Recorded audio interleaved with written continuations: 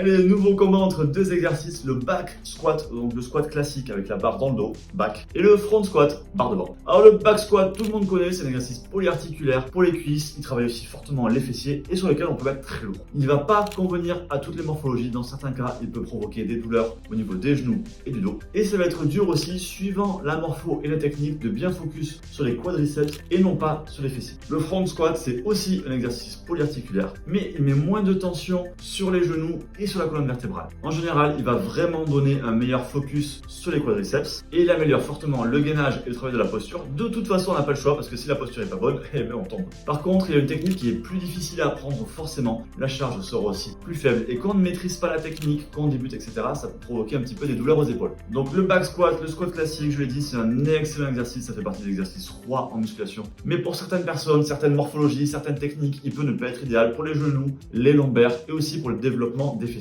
Alors, je caricature un peu, mais ça c'est plutôt, c'est vrai, le côté fessier un problème. Pour les hommes, en général, les hommes vont préférer quand même focuser sur leur quadriceps et non pas tout prendre dans le cul. Et là, clairement, le front squat, il va résoudre tous ces problèmes-là. Moins de pression sur les genoux, moins de douleur. Beaucoup moins de pression sur la colonne vertébrale, moins de douleur. Et un bien meilleur focus sur les quadriceps et donc moins de travail des fessiers. Et ouais, donc le front squat, c'est un excellent exercice qui est vraiment sous-coté et c'est bien dommage.